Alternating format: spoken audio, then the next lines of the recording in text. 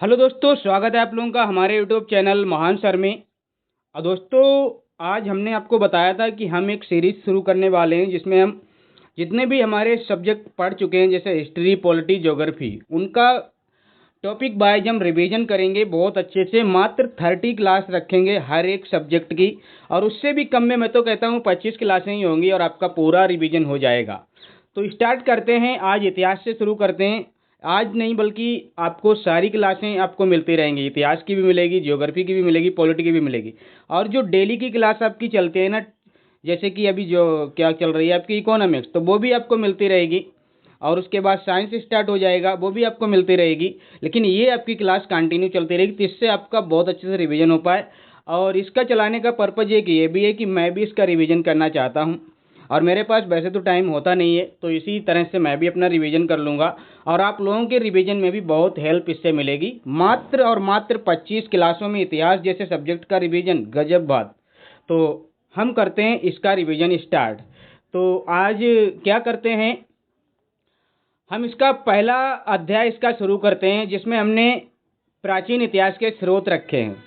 और प्राचीन इतिहास के स्रोत को हम पढ़ते हैं तो सबसे पहले क्या आता है, हमको जानना होता है कि हमारे भारत का नाम जो भारत है वो कैसे आया है। इसके बारे में ही हम जान लेते हैं, क्योंकि तभी हम पढ़ेंगे कि हमारे स्रोत क्या हैं, किन किन चीज़ों से हमको भारत के बारे में जानकारी मिलती है, भारत के इतिहास के बारे में जानकारी मिलती है।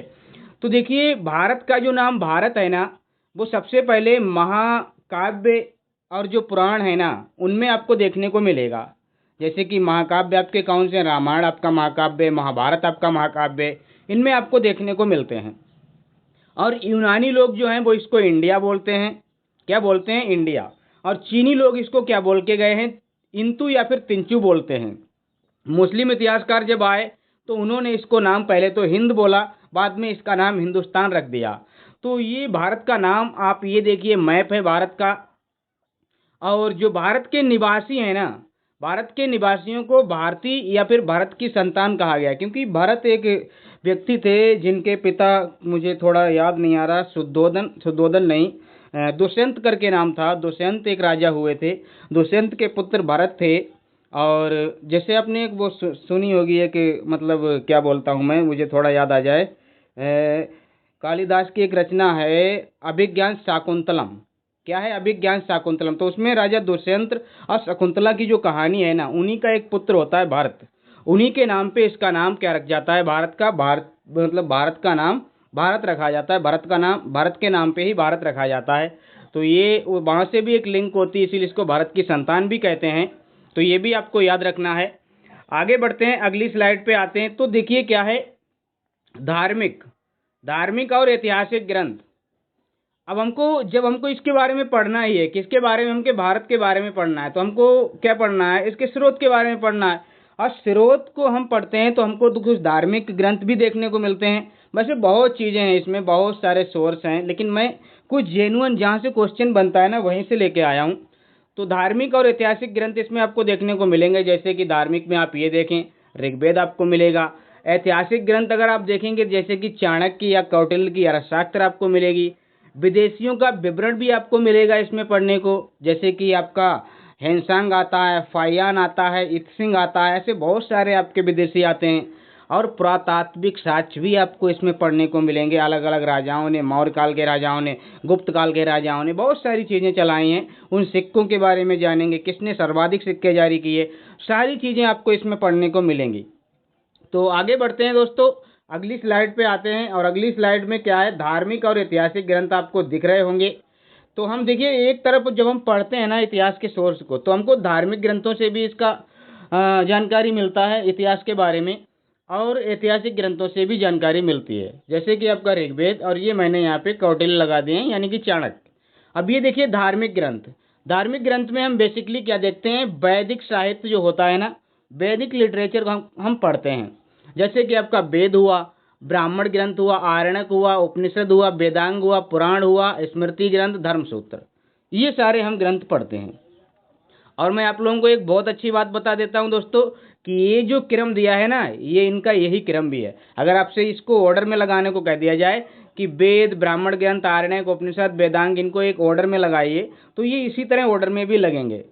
और उसके बाद आपके अन्य धार्मिक ग्रंथ भी हैं, जैसे कि आपके ये कौन से, ये वाले जैन और बौद्ध साहित्य भी आपको देखने को मिलेगा। बहुत गजब का लिटरेचर है, बहुत अच्छी जानकारी मिलती है। मैं आपको बताऊंगा 16 महाजनपद के बारे में। बौद्ध धर्म भी जानकारी देता है और जैन धर्म भी जानकारी देता है।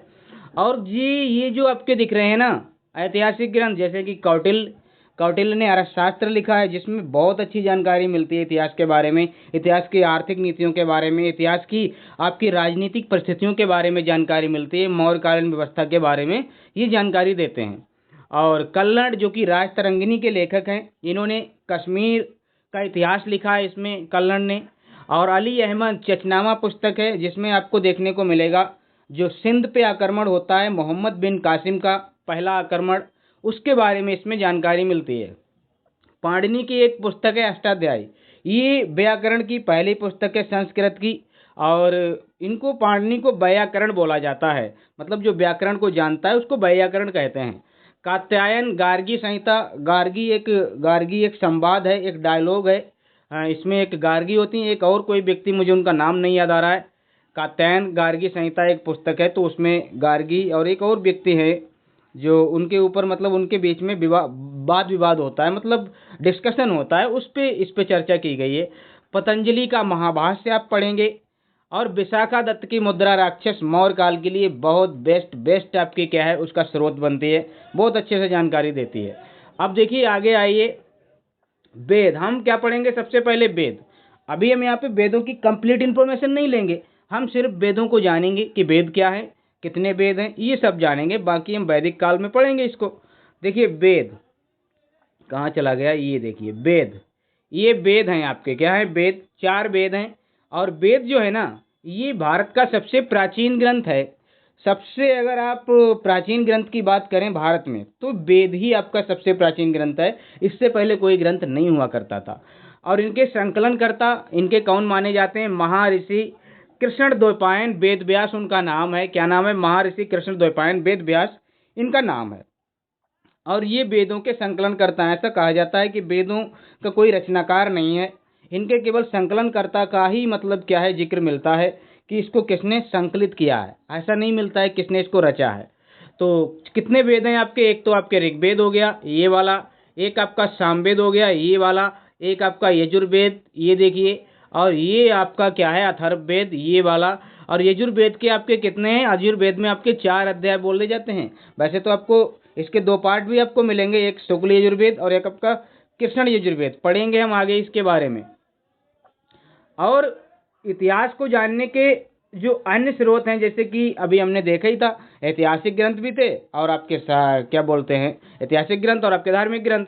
तो अब देखिए ये इतिहास को जानने के आपके ऐतिहासिक ग्रंथ हैं, यहाँ से पढ़ते हैं। देखिए अर्थशास्त्र जो मैं बता ही चुका हूँ, कौटिल्य की एक पुस्तक है, बहुत गजब पुस्तक इन्होंने लिखी है। लेखक कौन है इसके, चाणक्य, जिनको विष्णुगुप्त या कौटिल्य भी बोला गया है। और ये मौर्यकालीन जानकारी देते हैं, जिसमें समाज के बारे में, राजनीति के बारे में, आर्थिक इकोनॉमी के बारे में। और मूल रूप से ये राजनीति पे आधारित एक ग्रंथ है, जिसमें आपके 15 भाग हैं, 180 अध्याय हैं। और इसकी जो भाषा है दोस्तों ना वो संस्कृत है, क्योंकि विष्णुगुप्त जिनको हम क्या बोलते हैं चाणक्य, ये बहुत बड़े पंडित थे, बहुत बड़े विद्वान थे। बोला जाता है भारत में इनके जैसा कोई विद्वान व्यक्ति पैदा ही नहीं हुआ है, और वाकई में भी नहीं हुआ है। बहुत कूटनीतिक व्यक्ति थे, तो इन्होंने संस्कृत भाषा में ये लिखा था। और उसके बाद देखिए राजतरंगिणी जो कि कल्हड़ इसके लेखक हैं, ये भी संस्कृत का ही एक मतलब क्या बोलता हूँ ग्रंथ है। और इसमें जो विषय मिलता है ना वो कश्मीर का इतिहास देखने को आपको मिलेगा। कश्मीर को जानते हैं ना, कश्मीर जिसके पीछे आपका विवाद रहता है, उसी का इतिहास इन्होंने लिखा है। लेकिन ये विवाद वाला इतिहास इन्होंने नहीं लिखा, इन्होंने पीछे का इतिहास लिखा है, कौन कौन राजा हुए थे कश्मीर पे। और चचनामा ये अली अहमद की पुस्तक है। भाषा इसकी अरबी है, कहीं कहीं पे इसमें ये मिलता है कि ये फारसी की है, लेकिन ये अरबी भाषा की है। और अरबों की सिंध विजय के बारे में इसमें कंप्लीट इन्फॉर्मेशन मिलती है कि कैसे अरब लोग आए थे, कैसे अरब लोगों ने आक्रमण किया भारत पे, कैसे राजा दाहिर को हराया, और कैसे कैसे उन्होंने यहाँ पे अपनी साम्राज्य की स्थापना भी की थी। ये सारी इन्फॉर्मेशन यहाँ से मिलती है। तो आगे बढ़ते हैं और भी देखते हैं पुस्तकें, जैसे कि आपकी क्या है, ये देखिए अष्टाध्यायी जिसके लेखक आपके पाणिनि हैं। पाणिनि इन्होंने क्या है अष्टाध्यायी के लेखक आपके पाणिनि हैं और इन्होंने इस पुस्तक की विशेषता क्या है कि ये संस्कृत का प्रथम ग्रंथ है, संस्कृत का प्रथम व्याकरण ग्रंथ है। मतलब पहले जो जैसे कि हम इंग्लिश पढ़ते हैं ना, तो इंग्लिश की ग्रामर पढ़ते हैं, वैसे ही आपका संस्कृत का भी ग्रामर होता है। और ग्रामर लिखने वाले ये पहले व्यक्ति थे पाणिनि, और ये पहला ग्रंथ था अष्टाध्यायी। अष्टाध्यायी का मतलब होता है जिसमें 8 अध्याय हों। ये भी आप याद रखिए, ये आपका हिंदी में पूछा जाता है कि वो क्या हो, वो पुस्तक जिसके 8 अध्याय हैं तो उसको अष्टाध्यायी कहते हैं।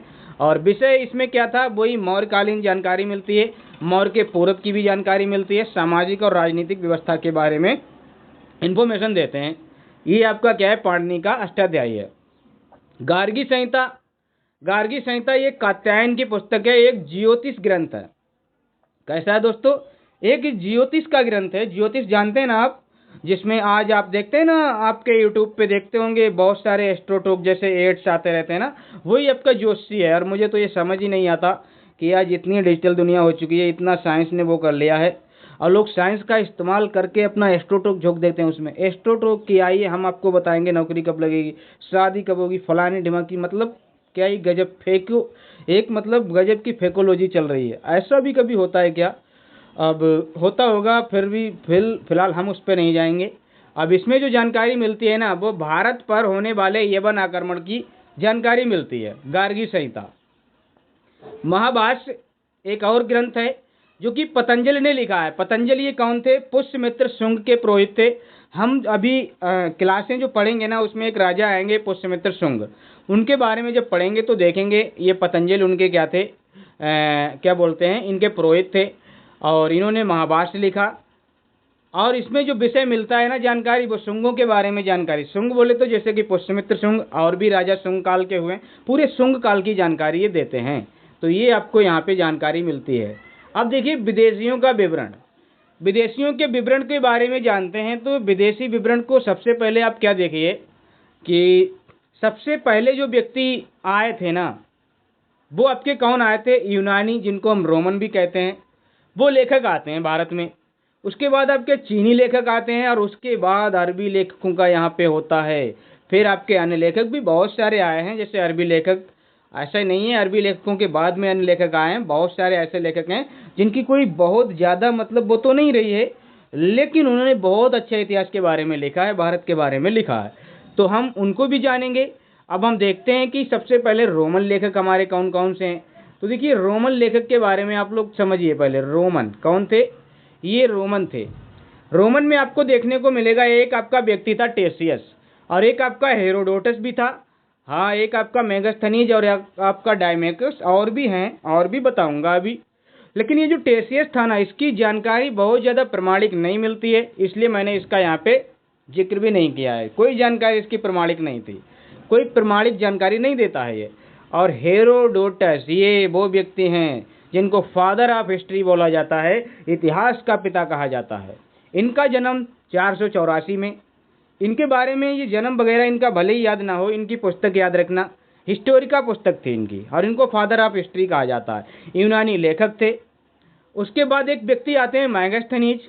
मैगस्थनीज कौन है? ये सेल्यूकस निकेटर एक व्यक्ति आएगा, सिकंदर के साथ एक उनका सेनापति होता है सेल्यूकस निकेटर, तो उसी का राजदूत होता है आपका मेगास्थनीज। और ये चंद्रगुप्त मौर्य के दरबार में आया था। चंद्रगुप्त मौर्य ये कौन है? ये मौर्य काल के, मौर्य वंश के संस्थापक हैं। उन्हीं के काल में ये आता है मेगास्थनीज। और ये अपनी एक पुस्तक लिखता है इंडिका, जिसमें पूरे के पूरे मौर्य साम्राज्य के बारे में बहुत अच्छी सी जानकारी देता है, बहुत गजब जानकारी देता है मौर्य काल के बारे में। पूरी प्रशासनिक संरचना के बारे में बात करता है, पूरी सामाजिक स्ट्रक्चर के बारे में बात करता है, बहुत अच्छे से बताता है। तो ये आपकी मेगास्थनीज की इंडिका को आप याद रखना, इसके बारे में हम पढ़ेंगे इंडिका में क्या क्या लिखा गया है। और भी देखिए, अभी मैंने क्या बताया आपका मेगास्थनीज। उसके बाद डायमेकस भी आता है। ये सीरिया के नरेश अंतियोकस जो है ना, एक सीरिया एक देश है जिसको सीरियन कहते हैं, और अंतियोकस एक व्यक्ति हैं वहाँ के राजा। और उन्होंने क्या किया था, ये जो डायमेकस है ना, ये सीरिया के नरेश अंतियोकस का मतलब राजदूत है, और ये बिंदुसार के दरबार में आया था। सर ये बिंदुसार कौन है? ये आपका जो मैं क्या बोलता हूँ चंद्रगुप्त मौर्य का बेटा था। उसके बाद एक व्यक्ति आते हैं डायनोसियस। क्या आते हैं? डायनोसियस आते हैं। एक व्यक्ति होते हैं डायनोसियस, और ये मिस्र के नरेश होते हैं टालमी फिलाडेल्फस। क्या नाम है उनका? मिस्र के नरेश टालमी फिलाडेल्फस इनके राजदूत होते हैं। अशोक के दरबार में आया था आपका। तो ये तीनों राजा आप याद रखना। अशोक के दरबार में कौन आया? बिंदुसार के दरबार में कौन आया? और आपका चंद्रगुप्त के दरबार में मेगस्थनीज आए, बिंदुसार के दरबार में डायमेकस, और अशोक के दरबार में डायनोसियस। ठीक है। और टॉलमी एक व्यक्ति हैं जिन्होंने भारत का भूगोल नामक पुस्तक लिखी है, और बहुत अच्छी पुस्तक है। भारत के भूगोल को इन्होंने पहली बार क्या है बताया था। जैसे कि हम भूगोल पढ़ते हैं ना, तो ये पहली पुस्तक थी जो टॉलमी ने लिखी थी। प्लिनी, इन्होंने नेचुरल हिस्ट्री करके एक पुस्तक लिखी है, और उसमें क्या है भारतीय वनस्पति और जीवों की जानकारी दी है। जीवों की जानकारी जैसे कि एनिमल्स की जानकारी, जैसे हम साइंस में पढ़ते हैं ना बायोलॉजी में, उस तरह की आपकी जानकारी इन्होंने दी है। तो ये बहुत अच्छे से आपके क्या है, ये सारी चीज़ें हैं, आपको याद रखना है इनको। और उसके बाद हम देखते हैं चीनी लेखक। और चीनी लेखक में देखेंगे ना, तो चीनी लेखक आपके कौन कौन से आए हैं? प्रमुख लेखक आपके कौन कौन से हैं? फायान, ये बहुत इंपॉर्टेंट लेखक है। उसके बाद आपका कौन है? संयुगुन है। इसको संगीन सगुन कुछ भी आप पढ़ लीजिए, आपको याद रहना चाहिए बस। सेनसांग है, इत्सिंग है, ये सारे आपके क्या हैं? चीनी लेखक आते हैं। बहुत गजब से आपके क्या हैं, ये परफॉर्म करते हैं भारत में, और इनसे क्वेश्चन आपके बनते ही रहते हैं किसी भी एग्जाम में। मैं ये नहीं कहूँगा किस एग्जाम में, हर एग्जाम में बनते हैं इनसे क्वेश्चन। फायान, ये किसके काल में आया था और इसकी क्या योग्यता रही थी, मतलब क्या इसका योगदान रहा था? देखिए, ये संबंधित राजा मतलब किसके काल में आया था? गुप्त राजा चंद्रगुप्त द्वितीय के काल में आया था। हम पढ़ेंगे चंद्रगुप्त द्वितीय के बारे में। और इसने जो अपनी पुस्तक आपकी क्या है लिखी, वो इसकी पुस्तक थी, क्या नाम थी इसकी पुस्तक? फुगूजी। इसकी पुस्तक का नाम है फुगूजी। और इसने इसमें बौद्ध राज्यों का अभिलेख, मतलब पूरे के पूरे बौद्ध सिस्टम को लिखा। इसने बौद्ध धर्म को इसमें लिख डाला है। मतलब अगर आपको बौद्ध जानकारी चाहिए ना, तो इसको आप पढ़ सकते हैं, बहुत अच्छे से इसमें आपको मिल जाएगी। और जानकारी इसने किसके बारे में दी है? मध्य प्रदेश की जनता को बड़ा ही सुखी और बड़ा ही समृद्ध बताया कि ये जो पॉपुलेशन है ना मध्य प्रदेश की, जिसको मध्य प्रदेश एक ऐसा आपका राज्य है दोस्तों जिसे इंडिया का हेयर्ट बोला जाता है, इंडिया का हृदय बोला जाता है, तो उसको इसने क्या है सुखी बताया था। ये आपका कौन है? फायान है। फिर उसके बाद संयुगुन जो कि 518 में आपका भारत आया था, और इसने अपने 3 वर्षों की यात्रा में बौद्ध धर्म की प्रतियां यहाँ पे प्राप्तियां लिखा है। आज भी मैंने इसको एडिट नहीं कर पाया है। प्राप्तियां वैसे मैंने शायद किसी उसमें किया है एडिट, लेकिन शायद पता नहीं कुछ हो जाता है कभी कभी। तो इसमें क्या है, इसने बौद्ध धर्म की प्रतियां एकत्रित की, मतलब बौद्ध धर्म के बारे में जानकारी को एकत्रित किया था। आगे हेनसांग व्यक्ति आते हैं। कौन आते हैं? हेनसांग। हेनसांग, और ये जो हैं 629 से लेके 645 तक भारत में रहते हैं। 629 में आते हैं इंडिया में, और 645 तक आपके क्या है रुकते हैं। किसके काल में आए थे? हर्षवर्धन के काल में आए। इनकी पुस्तक कौन सी है? सेव की इनकी पुस्तक है। और ये हर्षकालीन मतलब हर्षवर्धन के टाइम की जानकारी देते हैं। और इन्होंने 138 देशों का विवरण दिया है अपनी इस पुस्तक में। और इन्होंने विशेष तौर पे किस बात की है? बिहार के जो नालंदा विश्वविद्यालय है ना, उसमें इन्होंने अध्ययन भी किया है और अध्यापन भी किया। मतलब इसमें इन्होंने पढ़ाई भी की और पढ़ाया भी है। और जिस टाइम पे ये थे, तो उस टाइम पे एक कुलपति थे इसी नालंदा विश्वविद्यालय के, आचार्य शीलभद्र। और कोई मुझे कमेंट करके बताएगा कि ये नालंदा विश्वविद्यालय किस शिक्षा के लिए जाना जाता था? बौद्ध शिक्षा के लिए जाना जाता था, या जैन शिक्षा के लिए, या फिर आपका क्या है जो हिंदू लिटरेचर है ना, जिसको संस्कृत लिटरेचर है ना, उसके बारे में, या वैदिक साहित्य के बारे में, वैदिक आपकी शिक्षा के बारे में जाना जाता है? तो आप बताइएगा, कमेंट कीजिएगा अगर आपको किसी को भी पता है तो, वरना मैं आपको बताऊंगा ही। अभी तो बहुत बार इसका नाम आएगा। अब ये इत्सिंग आया, ये 7वीं सदी के अंत में आया था। और क्या बोलता हूँ, इसने जो जानकारी दी, इसने भी नालंदा और विक्रमशिला विश्वविद्यालय के बारे में ही बताया कि ये भारत के ऐसे आपके क्या थे, शिक्षा के कॉलेज थे, शिक्षा के केंद्र थे, जो बहुत ही चरम पे आपके उस टाइम पे थे। और उसके बाद देखेंगे हम अरबी लेखक दोस्तों। अरबी लेखक में आपका कौन आता है? जैसे कि अलबरूनी हो गया, इब्न बतूता हो गया, इनको बहुत इंपॉर्टेंट आपके लेखक हैं, इनसे क्वेश्चन बनते ही रहते हैं। किस तरह से बनते हैं वो मैं नहीं बताऊंगा, लेकिन आपके बनते रहते हैं। अगर आपने ये चीज़ें याद कर ली तो क्वेश्चन आपका बन जाएगा।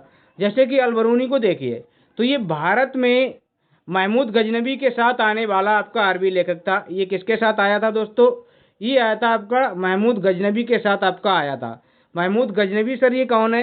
ये जब हम पढ़ेंगे ना मिडाइवल हिस्ट्री तब आपको बताएंगे कि ये कौन है, ये कौन सी तोप है, तो इसके बारे में भी पढ़ेंगे। और पुस्तक इसने क्या लिखी है? किताबुल हिंद नामक इसने पुस्तक लिखी है, जिसको तहकीक हिंद भी कहते हैं और भारत की खोज भी कहते हैं। जानकारी भाषा इसकी अरबी है इस पुस्तक की, कहीं कहीं पे फारसी इसका जिक्र मिलता है, अरबी भाषा की है। और जानकारी इसमें क्या है, वो क्या है, भारत के बारे में मिलती है जानकारी। जैसे भारत का धर्म क्या है, भारत का दर्शन क्या है, मतलब भारत का दृष्टिकोण कैसा है, त्योहार कौन कौन से मनाए जाते हैं, एस्ट्रोलॉजी मतलब जो खगोल विज्ञान है ना, एस्ट्रोनॉमिकल, उसमें क्या मतलब भारत का योगदान है, समाज जैसे वर्ण व्यवस्था, तंत्र मंत्र, जाति वाति, ये सारा विभाग इन्होंने लिखा है। और राजपूत कालीन जो सामाजिक स्थितियां हैं उनके बारे में भी जानकारी इन्होंने दी, क्योंकि उस टाइम पे राजपूत भारत में थे। और इसके बाद में जो व्यक्ति आता है ना, वो आता है इब्न बतूता। सर ये कौन है? ये इब्न बतूता कौन है? इब्न बतूता मोहम्मद बिन तुगलक के समकालीन है। ये मोहम्मद बिन तुगलक एक राजा होगा आपका, किसमें, आपका जब हम पढ़ेंगे ना दिल्ली सल्तनत, तो उसमें आपका राजा होगा तुगलक वंश का मोहम्मद बिन तुगलक। तो उसके समकालीन भी है, उसी के समकालीन आया था, उसी के काल में आया था। और ये मोरक्को का एक यात्री था। कौन आपका मोरक्को का यात्री था? तो यही व्यक्ति आपका मोरक्को का यात्री था, लेखक भी था और एक खोजी भी था, डिस्कवरर भी था, राइटर भी था, और आपका क्या था, ट्रैवलर भी था। और इसने अपनी जो पुस्तक लिखी वो यात्रा वृतांत नामक एक, मतलब यात्रा वृतांत इसने लिखा, और उस पुस्तक का नाम है रहला। कहीं कहीं पे आपको किताबुल रहला का भी नाम मिलेगा, और ये भी अरबी भाषा की एक पुस्तक है। और इसको 1300 आपका क्या है 33 में 1333 में मोहम्मद बिन तुगलक ने इसे दिल्ली का काजी भी बनाया था। क्या है? दिल्ली का काजी भी नियुक्त किया था। किसने? मोहम्मद बिन तुगलक ने इसे दिल्ली का काजी बनाया था 1333 में। ये जानकारी आप बहुत अच्छे से अपने पास समेट के रखना। और इसने जो जानकारी दी है ना दोस्तों, इसने जो जानकारी दी है वो क्या दी है, 14वीं सदी की जो भारत की परिस्थितियां थी उसके बारे में इसने बताया है, और दिल्ली सल्तनत काल के बारे में इसने जानकारी दी है कि दिल्ली सल्तनत काल में कौन कौन राजा हैं, इससे पीछे कौन राजा थे, क्या नाम, ये व्यक्ति क्या है आपका इब्न बतूता, मोहम्मद बिन तुगलक से पीछे। तो इसने सारी जानकारियां दी हैं। अब अन्य लेखक हैं उनके बारे में दोस्तों जान लेते हैं। अन्य लेखक जैसे कि आपके मैं बताता हूँ, एक आपके क्या है तारानाथ हैं, एक आपके मार्को पोलो हैं। तारानाथ क्या है, इनकी एक पुस्तक है आपकी, ये तिब्बती लेखक हैं, इनकी पुस्तक है कंगीर और तंगीर नामक की इनकी पुस्तक है। और मार्को पोलो जो कि 13वीं सदी के अंत में आए थे भारत में, इन्होंने पांड्य राज्य की यात्रा की थी और इटली का यात्री था आपका मार्को पोलो। कहाँ का यात्री था? इटली का यात्री था। ये जो बेसिक फैक्ट है इनको जरूर याद रखना, कहाँ का यात्री था, किसके काल में आया था और कौन सी सदी में आया था, तो ये आप याद रखना। अब हम देखते हैं कुछ पुरातात्विक साक्ष्य, ज़्यादा डिटेल में नहीं जाएंगे क्योंकि जब हम राजाओं के बारे में पढ़ेंगे ना तो उनके अभिलेख शिलालेख सारी चीज़ें पढ़ेंगे। हाँ सर वो तो पढ़ेंगे। तो ये अभिलेख, स्तंभ लेख, सिक्के और अन्य चीज़ें भी हम देखते हैं, बर्तन मृदान, बहुत सारी चीज़ें हमको देखने को मिलती हैं। तो इनका जो अध्ययन है ना, क्या नाम, ये जो अभिलेख हैं इनका अध्ययन आपका एपिग्राफी कहलाता है। अभिलेख आपका कैसा होता है, ये पत्थर पे लिखा हुआ कोई भी एक रिटन फॉर्म में, उसको अभिलेख कहते हैं। और स्तंभ लेख जो किसी पिलर पे लिखा होता है, देखिए एक पिलर आपको दिख रहा होगा, एक खंबा टाइप का है, उस पर ये लिखा हुआ है। और आपका क्या है सिक्के देखिए ये आपके क्वाइंस हैं, इनसे हमको जानकारी मिलती है ये किस काल के सिक्के हैं। और इनसे ये भी जानकारी मिलती है कि भारत का व्यापार कहाँ तक होता था, क्योंकि भारत के सिक्के अन्य सभ्यताओं में भी देखने को मिले हैं, अन्य देशों में भी देखने को मिले हैं। और न्यूमिस्मेटिक ये सिक्कों का अध्ययन कहलाता है, जैसे कि आपका एपिग्राफी अभिलेखों का अध्ययन कहलाता है, वैसे ही सिक्कों का अध्ययन न्यूमिस्मेटिक कहलाता है, और इसको हम क्या बोलते हैं, मुद्रा शास्त्र बोलते हैं। आगे देखते हैं, आगे क्या है, ये देखिए महत्वपूर्ण अभिलेख और स्तंभ लेख। अब ये आपका जो चार्ट है ना, इसको आप जरूर याद रखना, यहाँ से क्वेश्चन 100% बनना है। इस कॉलम से क्वेश्चन आपका बनना है, कोई भी एग्जाम हो, इससे तो बनना ही बनना है। देखिए इसको जरूर याद रख लीजिए, हाथी गुफा अभिलेख, ये एक तिथि रहित अभिलेख है, मतलब इसमें ये डेट नहीं पड़ी है, ये कब का अभिलेख है। और ये कलिंग राज खारवेल के द्वारा बनाया गया है ये आपका अभिलेख। और इसी में सबसे पहले भारतवर्ष का जिक्र आपको देखने को मिलता है। जूनागढ़ अभिलेख, ये आपका जूनागढ़ अभिलेख आपका कहाँ पे, गिरनार में है। और ये कहाँ पे, गिरनार आपका गुजरात में है शायद, मुझे लगता है गिरनार आपका कहाँ पे, गुजरात में ही है। और ये रुद्रदामन ने आपका क्या है, बनवाया था, हाँ गुजरात में ये। और सुदर्शन झील भी आपकी क्या है, इसी से संबंधित है। इसी आपके अभिलेख में सुदर्शन झील का जिक्र मिलता है। सुदर्शन झील जो कि सौराष्ट्र गुजरात में आपकी पड़ती है, और इसमें कई एक राजाओं का योगदान रहता है। तो वो मैं आपको बताऊंगा कौन कौन राजाओं का आपका योगदान, जैसे चंद्रगुप्त का भी योगदान है इसमें, और रुद्रदामन का भी योगदान है, अशोक का भी है, ऐसे बहुत सारे आपके राजा हैं। और आपका एक शायद क्या नाम स्कंदगुप्त है, उसका योगदान है। तो मैं इस सारे चीज़ों के बारे में बताऊंगा, इनके जो भी इनसे जरूरी मतलब चीज़ें होंगी वो बताऊंगा। और नासिक अभिलेख, गौतमी जो बलश्री होते हैं ना आपके आंध्र सातवाहन वंश में, उन्होंने ये जारी कराया था नासिक अभिलेख। प्रयाग स्तंभ, ये समुद्रगुप्त के द्वारा जारी कराया गया है। और आपका एहोल अभिलेख, ये आपका पुलकेशन द्वितीय के द्वारा जारी कराया गया है एहोल अभिलेख। और आपका मंदसौर अभिलेख मालवा नरेश यशोवर्मन के द्वारा जारी कराया गया है। और इसमें रेशम बुनकरों की जानकारी मिलती है, और ये क्वेश्चन बहुत पूछा जाता है कि किस अभिलेख से रेशम बुनकरों की जानकारी मिलती है, तो ये आप याद रखना। ग्वालियर अभिलेख प्रतिहार नरेश भोज के द्वारा जारी कराया गया है ग्वालियर अभिलेख। भित्री एवं जूनागढ़ अभिलेख, जो आपका ये जूनागढ़ गिरनार है, एक भित्री और जूनागढ़ अभिलेख है जो स्कंद गुप्त के द्वारा जारी कराया गया था। और इसमें हूण आक्रमण की जानकारी के बारे में बताया गया है। किसमें, भित्री और जूनागढ़ अभिलेख में हूण आक्रमण के बारे में बताया गया है। देवपाड़ा अभिलेख, बंगाल के शासक विजय सेन, जो कि लक्ष्मण सेन एक सेन वंश होता है ना, उसी के एक वंशज होते हैं विजय सेन, उनके द्वारा जारी कराया गया है बंगाल में। और बेसनगर जो कि विदिशा है ना, विदिशा का गरुड़ स्तंभ, बेसनगर में एक विदिशा का गरुड़ स्तंभ है। और ये क्या बोलता हूँ, होलियोडोरस शासक हैं होलियोडोरस, उनके द्वारा जारी कराया गया था। मध्य भारत में भागवत धर्म यहीं से स्टार्ट होता है। एरण अभिलेख, इसमें भानुगुप्त ने इसको जारी कराया। सती प्रथा का पहला लिखित साक्ष्य आपका यही है। एशिया माइनर का बोगजगई अभिलेख 1400 BC में, एशिया माइनर का बोगजगई अभिलेख 1400 BC में इसको देखने को मिलता है। और 1400 BC पहले मतलब इसको जारी कराया गया था। और इसमें वैदिक देवता जैसे कि आपका मित्र है, इंद्र है, वरुण है, नासत्य, इनका जिक्र आपको मिलता है। इसमें अग्नि देवता का जिक्र नहीं है। आपसे क्वेश्चन जब मिलेगा तो उसमें अग्नि देवता भी दिया रहता है, लेकिन आपको ढूंढना है कि अग्नि देवता उसमें नहीं है। कौन है, मित्र है, वरुण है, इंद्र है, नासत्य हैं। तो ये चार आपके देवता इसमें देखने को मिलते हैं, इनको आप याद रखना। अब हम देखते हैं, देखिए ये तो हमने सोर्स वाला आपका क्या है, एक तरीके से ये जो हमने देखा था सोर्स वाला पार्ट हमने कंप्लीट कर लिया है, बहुत अच्छे से कंप्लीट कर लिया है। अगर आपने इतना पढ़ लिया ना, आपका एग्जाम में क्वेश्चन कहीं ना कहीं यहाँ से बन जाएगा। अब हम देखते हैं प्रागैतिहासिक काल। इसमें हम इतिहास को इस तरह से पढ़ेंगे अब कि इतिहास को चरणों के हिसाब से डिवाइड किया गया है, टाइम पीरियड के हिसाब से डिवाइड किया गया है। वैसे तो हम पढ़ते हैं तो हम बेसिकली क्या पढ़ते हैं, एंशिएंट हिस्ट्री, मिडाइवल हिस्ट्री और मॉडर्न हिस्ट्री। लेकिन इतिहास को जो डिवाइड किया गया है ना, वो किस तरह से डिवाइड किया गया है, एक आपको प्रागैतिहासिक काल, एक आपका आद्य ऐतिहासिक काल, और एक आपका ऐतिहासिक काल के तौर पे डिवाइड किया गया है। तो इनको हम पढ़ेंगे। क्या है, देखिए इनको समझते हैं, बहुत जल्दी से समझेंगे। तो अब हम क्या यहाँ पे आ गए हैं, कहाँ पे थे, एक मिनट कहाँ चले गए, पीछे चले जाते हैं, एक मिनट यहाँ पे थे हम। तो ये क्या है आपका, हमने क्या बताया, इतिहास को हम क्या है काल के हिसाब से पढ़ते हैं। तो इसमें देखिए जो प्रागैतिहासिक काल है ना, इसमें हम जिस तरीके से इतिहास को पढ़ते हैं उसको क्या कहते हैं, जैसे इसमें प्रागैतिहासिक काल क्या होता है, जिसमें लिखित साक्ष्य आपके नहीं मिलते हैं देखने को, केवल और केवल पुरातात्विक साक्ष्य देखने को मिलते हैं।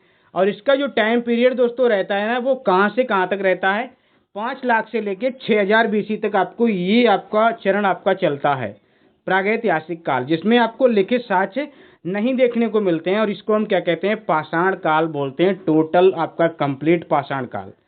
और उसके बाद आद्य ऐतिहासिक काल, जिसमें आपके लिखित साक्ष्य मिलते हैं, लेकिन वो अपठनीय होते हैं। अपठनीय बोले तो जिनको पढ़ा नहीं जा सकता है, जो पढ़ने योग्य नहीं होते हैं। और आपका क्या है, पढ़ने योग्य नहीं मतलब उनको पढ़ा नहीं जा सकता है, पढ़ने योग्य तो होते हैं। और पुरातात्विक साक्ष्य भी मिलते हैं, जैसे कि आप देखेंगे हड़प्पा सभ्यता, जो कि आपका 6000 बीसी के बाद और 1500 बीसी तक आपका रहता है लगभग। और इसमें आपके जो भी आपके रहते हैं ना, उनको पढ़ा नहीं जाता है, जो भी लिखित साक्ष्य रहते हैं। हम पढ़ेंगे हड़प्पा सभ्यता के बारे में तो हम पढ़ेंगे, लेकिन उनमें जो साक्ष्य मिले हैं उनको नहीं पढ़ा जा सकता। और ऐतिहासिक काल, जिसमें लिखित साक्ष्य भी मिलेंगे और पुरातात्विक साक्ष्य भी आपको मिलेंगे, और ये दोनों ही ऐसे साक्ष्य होंगे जिनको पढ़ा भी जाएगा, जिनको समझा भी जाएगा, जिनके बारे में रिसर्च भी की जाएगी, बहुत अच्छे से इसमें क्या है समझा जाएगा। और ये 1500 के बाद चलता है और अब तक ये चल रहा है। वैदिक काल से ये शुरू हो जाता है। तो ये आपका क्या है, ऐतिहासिक काल यहीं से स्टार्ट होता है। अब देखिए यहाँ पे देखिए, हम वैदिक काल क्या बोलते हैं, हम जब पाषाण काल को पढ़ते हैं ना, प्रागैतिहासिक काल को पढ़ते हैं ना, तो उसमें हमको कुछ ऐसे चीज़ें आपको जानना बहुत ज़रूरी है। जैसे कि 1842 में एक व्यक्ति हैं डॉक्टर प्राइमरोज। ये वो व्यक्ति हैं जिनको प्रागैतिहासिक इतिहास का जनक बोला जाता है। फादर हाफ प्री हिस्ट्री इनको बोला जाता है। और कर्नाटक में पाषाण उपकरण इन्होंने प्राप्त किए थे। इन्होंने जो पाषाण उपकरण है उनको खोजा था कर्नाटक में। तीर के फलक और छुरी जैसे आपके उपकरण इन्होंने खोजे थे। उसके बाद 1853 में एक व्यक्ति आते हैं जॉन इवांस, जिन्होंने टी नरसिंह स्थान पे मध्य प्रदेश में नर्मदा नदी के किनारे पाषाण उपकरण प्राप्त किए। तो डॉक्टर प्राइमरोज ने कर्नाटक में प्राप्त किए तीर के फलक वगैरह, और उनको इतिहास का क्या बोला जाता है, प्री हिस्ट्री या फादर ऑफ प्री हिस्ट्री बोला जाता है। जॉन इवांस ने मध्य प्रदेश में नर्मदा नदी के किनारे। और आपके ये लॉर्ड कैनिंग, इन्होंने क्या, लॉर्ड कैनिंग आप जानते ही हैं लॉर्ड कैनिंग कौन है, वायसराय हैं आपके एक। और इन्होंने भारतीय पुरातत्व विभाग बनाया था। और इसके जनक और पहले महानिदेशक कौन थे, अलेक्जेंडर कनिंघम। मतलब अलेक्जेंडर कनिंघम ऐसे व्यक्ति थे जो इसके जनक भी थे भारतीय पुरातत्व विभाग के, और इसके पहले महानिदेशक भी थे। 1863 में क्या होता है, 1863 में क्या होता है, देखिए यहाँ पे एक व्यक्ति आते हैं, कहीं कहीं पे 1862 लिखा मिलेगा आपको, रॉबर्ट ब्रिस्फुट। इनको पुरातात्विक खोजों का जनक कहा जाता है, क्योंकि इन्होंने बहुत सारी खोजें इन्होंने की थी, बहुत सारी इन्होंने खोजें की। भूवैज्ञानिक भी थे और जूलॉजिकल सर्वे ऑफ इंडिया के प्रमुख भी थे। ये जो भारतीय पुरातत्व विभाग बनाया गया था ना 1861 में, उसके ये क्या थे, प्रमुख अध्यक्ष भी थे, उसके प्रमुख भी बने थे। इन्होंने तमिलनाडु में चेन्नई, जो मद्रास जिसको बोलते हैं तमिलनाडु में, आपका क्या है, सोहन नदी के किनारे पल्लवरम में एक कुल्हाड़ी प्राप्त की थी। इन्होंने एक कुल्हाड़ी को क्या है खोज निकाला था पल्लवरम में, तमिलनाडु में। किसने, रॉबर्ट ब्रिस्फुट ने। उसके बाद आप देखिए एक व्यक्ति हैं 1884 में, जिनका नाम है विलियम किंग। इन्होंने अतिरमपक्कम, क्या है, अतिरमपक्कम में एक हैंड एक्स खोज ली थी। ये भी आपका तमिलनाडु में, ये अतिरमपक्कम। इन्होंने एक क्या खोजी थी, हैंड एक्स, जो हाथ से चलाने वाली कुल्हाड़ी थी। हम आपको दिखाएंगे भी, इमेज भी दिखाएंगे, फिगर भी दिखाएंगे कि किस तरह के औजार ये हुआ करते थे। और भारत में आप लोग देखिए ना, तो भारत में आपको एक चीज़ मिलेगी, भारत में सबसे पुराने जो पाषाण उपकरण देखने को मिलते हैं ना, वो आपको बोरी महाराष्ट्र से मिलते हैं। महाराष्ट्र में एक जगह है बोरी, वहाँ से 14 लाख वर्ष पुराने आपको ये पाषाण उपकरण देखने को मिलते हैं। और ज्ञानी मानव जो होमोसेपियंस है, जैसे कि हम हैं, आप हैं, इसका जो उदय हुआ था ना, वो 30 से 40 हजार वर्ष पूर्व हुआ था। और क्या बोलता हूँ, प्राचीनतम, भारत का प्राचीनतम जो मानव कपि था श्वेत गिबन नाम का, जो कि असम में मिला था।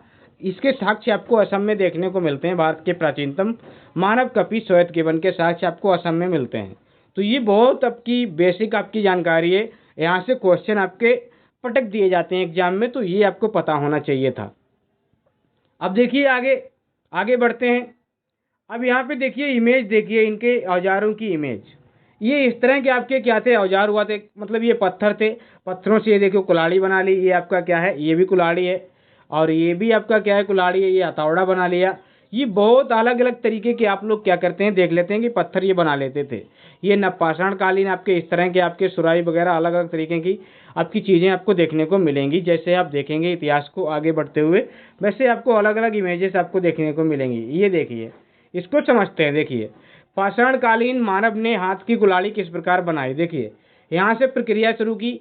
एक चट्टान के बड़े टुकड़े से शुरू करते हैं, फिर क्या करता है, यहाँ पे मनुष्य ने पत्थर के हथौड़े से चट्टान को आकार देना स्टार्ट कर दिया। ये देखिए, इसको आकार देना स्टार्ट कर दिया। फिर लकड़ी या पत्थर के हथौड़े से धारदार उसको बनाना शुरू किया, इसमें धार लगानी शुरू कर दी, धारदार बनाना स्टार्ट किया। फिर ये देखिए, नुकीली लकड़ी से छोटे टुकड़ों को हटाकर धारदार बनाया। जो छोटे छोटे टुकड़े मतलब रह जाते हैं ना पत्थर में, उनको साफ किया और उसको और धारदार किया। और फिर आपके क्या है, तैयार हाथ की कुल्हाड़ी ये इस तरह से आपके बन गई, सामने से इस तरह की आपकी दिखती है। और ये बाजू से ये पकड़ के इसी हैंड एक्स को आपको क्या है, अभी जो मैंने आपको बताया था ना, अभी जो मैंने बताया था, इन्होंने अतरम पक्के में विलियम किंग ने ये आपकी खोज निकाली थी। तो यही आपकी की यही वाली आपकी हाथ की मतलब हैंड एक्स आपकी थी जो इन्होंने खोजी थी, ये वाली। तो इसको आप याद रखना। अब देखिए आगे आते हैं, आगे बढ़ते हैं। तो हम देखिए प्राचीन काल को ही पढ़ रहे हैं और पाषाण काल को ही पढ़ेंगे। और इसमें देखिए क्या होता है ना कि प्राचीन काल, पाषाण काल को पढ़ते हैं प्राचीन काल में हम। अब उसमें हम देखेंगे कि जो पृथ्वी की उत्पत्ति है, मानव की उत्पत्ति है, कैसे हुई थी। देखिए, मानव की जो उत्पत्ति है ये क्वाटरनी युग के प्लिस्टोसीन काल में हुई थी। कब हुई थी? क्वाटरनी युग के प्लिस्टोसीन काल में। और जब मैंने पहले इतिहास को पढ़ाया था तो उसमें मैंने बताया था टर्सरी युग के प्लायोसीन काल में। उसमें मेरे पास जो जानकारी थी मैंने वही बताया, लेकिन मैंने जब रिसर्च किया तो ये क्वाटरनी युग मिला मुझे, और उसमें प्लिस्टोसीन आपका काल मिलता है। और ये मैं बताऊं, जो टर्सरी युग है उसके बाद का आपका क्वाटरनी युग है, और जो प्लिस्टोसीन है उसके बाद का आपका प्लायोसीन युग है। तो उसी में आपको देखने को मिलता है बिल्कुल, तभी थोड़ा कन्फ्यूजन भी था। और पृथ्वी की जो उत्पत्ति है 460 से लेके 500 करोड़ वर्ष पूर्व हुई है। कहीं कहीं मानव की जो उत्पत्ति है ना, मानव की जो क्या बोलता हूँ उत्पत्ति है, वो टर्सरी या प्लायोसीन युग में आपको देखने को मिलती है। क्या है? मानव की उत्पत्ति क्या है, आपको कहीं कहीं आपको क्या मिलेगी, टर्सरी या प्लायोसीन काल में आपको देखने को मिलेगी, जो मैंने अभी आपको बताया। अब जो पृथ्वी है ना, पृथ्वी का जो कालखंड रहा है, कैसे कैसे जीवन चला है, उसको अलग अलग कालखंडों में डिवाइड कर दिया गया है। तो 5 तो आपके बड़े महाकल्प रहे हैं, और उसमें 4 बताए जाते हैं छोटे आपके, थोड़े उससे इपोच रहे हैं जिनको युग बोलते हैं, और 18 आपके छोटे छोटे पीरियड रहे हैं, कल्प रहे हैं, शक रहे हैं। अभी जो बड़ा आपका सर्कल है ना, ये महाकल्प को दर्शा रहा है। उसके बाद ये वाला येलो वाला आपका किसको दर्शा रहा है, युग को। और उसके छोटा वाला ये आपका कल्प यानी शक को दर्शा रहा है। अब इन्हीं को हम पढ़ेंगे और इनसे संबंधित जो भी जानकारी होगी वो हम पढ़ेंगे। देखिए यहाँ पे, ये देखिए, ये मैंने यहाँ पे क्या है, क्या हो गया यहाँ पे, एक मिनट, ये देखिए यहाँ पे ये आ गया, ये देखिए कल्प। 5 आपके क्या है, महाकल्प हैं, 4 आपके युग हैं, 18 आपके क्या हैं, शक हैं या कल्प बोल दीजिए इनको। अब देखिए यहाँ पे पहला जो आपका महाकल्प है उसको हम कहेंगे प्री पेलियोजोइक। उसके बाद में कोई आपका युग नहीं है, इसमें यहाँ पे कोई युग नहीं है, प्री पेलियोजोइक में कोई युग नहीं है, कोई पोच नहीं है। लेकिन इसमें जो कल्प हैं वो आप देखिए, यहाँ पे एक कल्प है आपका, इसको मैं कलम को सही कर लेता हूँ क्योंकि नीला सही रहेगा मेरे ख्याल से, क्योंकि यहाँ पे जो लाल है वो काफ़ी चीज़ें लिखी हुई हैं लाल से, तो नीला ले लेते हैं। अब यहाँ पे देखिए आर्कियन युग, प्री पेलियोजोइक में जो कल्प रहा है ना, शक रहा है ना, वो आर्कियन युग रहा है। और आर्कियन युग वो युग है जब जीवन नहीं था, पृथ्वी पे जीवन नहीं था, और नीस व ग्रेनाइट की चट्टानें हुआ करती थीं। किसकी? नीस व ग्रेनाइट की चट्टानें ही हुआ करती थीं पृथ्वी पर। उसके बाद आपका एक आता है प्री कैम्ब्रियन युग। प्री कैम्ब्रियन आपका कल्प आता है जिसमें अरावली और धारबाड़ जैसी चट्टानों का निर्माण होता है। तो ये आपका होता है प्री पेलियोजोइक में। फिर आपका पेलियोजोइक आता है, इसमें प्राथमिक युग स्टार्ट हो जाता है, प्रथम युग स्टार्ट हो जाता है। अब इसमें आपके 4-5 आपके ये 6 आपके क्या है कल्प रहते हैं, कैम्ब्रियन, आर्डोविशियन, सिल्यूरियन, डियोनियन, कार्बोनिफेरस और पर्मियन। ये आपके 5-6 आपके कल्प रहते हैं। तो जो देखिए ये प्री कैम्ब्रियन था, प्री कैम्ब्रियन के बाद तुरंत कैम्ब्रियन आ गया। कैम्ब्रियन आपका आता है जिसमें विंध्याचल पर्वत होता है। विंध्याचल पर्वत जो समझते हैं ना, उसका आपका निर्माण होता है। विंध्याचल पर्वत जो भारत के लिए, जैसे इंडिया आप देखेंगे ना, इंडिया ऐसे है तो इंडिया के बीचों बीच से एक पर्वतमाला जाती है, विंध्याचल पर्वतमाला, तो वो आपका निर्माण होता है। समुद्री घास, समुद्र में जो घास होती है ना, जो आप नदी में कभी देखे होंगे घास, तो उसी तरह समुद्र में घास होती है, तो उसका निर्माण होना स्टार्ट हुआ था कैम्ब्रियन युग में। आर्डियोविशियन जो सागर थे, बड़े बड़े आपके महासागर थे, उनसे स्थलों का निर्माण शुरू हो गया था। वो सूखने लगे थे, पानी आपका क्या हो गया था, बर्फ बन गया था, और बर्फ बन के क्या हुआ था एक तरीके से, वो मैं क्या बताऊं, उनमें से जैसे पृथ्वी आप जब वो क्या पढ़ते हैं ना, क्या बोलता हूं मैं, जियोग्राफी, तो उसमें बताया जाता है कि पृथ्वी में आंतरिक जगह हलचल वगैरह होती रहती है, उससे पर्वतों का निर्माण होता है, चट्टानों का निर्माण होता है, तो उस कारण से आपका क्या है, स्थलों का निर्माण होने लगता है। फिर आपका एक आता है सिल्यूरियन युग, जिसमें रीढ़ की हड्डी वाले जीव, मछली, प्रवाल वृत्ति ऐसे जीवों का निर्माण शुरू हो गया था। डियोनियन, इसमें कुछ भी ऐसा खास नहीं था। कार्बोनिफेरस, इसको उभयचर बोलते हैं, उभयचर युग, क्या बोलते हैं इसको, उभयचर युग बोलते हैं। पर्मियन, इसमें जो आप पढ़ते हैं ना, जर्मनी में ब्लैक फॉरेस्ट जो पर्वत है ना, ब्लैक फॉरेस्ट बासजेट पर्वत का विकास, ये पर्मियन युग में ही होता है आपका, जर्मनी में, तो इसको आप याद रखना। और आगे बढ़ते हैं दोस्तों, आगे देखिए और भी युग आपका आता है। अगला युग मेसोजोइक युग, क्या आता है, मेसोजोइक युग आता है, और इसमें आपका क्या है, द्वितीय युग स्टार्ट होता है। जैसे कि आपका एक आपका द्वितीय युग में, इसमें आपके तीन कल्प हैं, ट्रियासिक, जुरेसिक और आपका क्रेटेशियस। क्या है, ट्रियासिक, जुरेसिक और क्रेटेशियस। अब ट्रियासिक में आपकी चीज़ें जो मिलेंगी ना, वो इस तरह की मिलेंगी, रेप्टाइल युग इसको कहा गया है। रेप्टाइल मतलब इसमें केकड़े मिलेंगे, कनखजूरे मिलेंगे, जलबिच्छू मिलेंगे, यानी कि रेंगने वाले जो जीव है ना, वो सब आपके इस ट्रियासिक में मिलेंगे। गोंडवाना की चट्टानें, कोयला निर्माण, ये सब आपका यहीं पे होता है। कहाँ पे, ट्रियासिक काल में। मेसोजोइक आपका महाकल्प है, और द्वितीय आपका क्या है, युग है। उसके बाद जुरेसिक, डायनासोर, डायनासोर, और ये अफ्रीका महाद्वीप में, क्या है, अफ्रीका महाद्वीप में इसका निर्माण होता है। डायनासोर को अफ्रीका महाद्वीप में बताया जाता है, सबसे पहले होता है।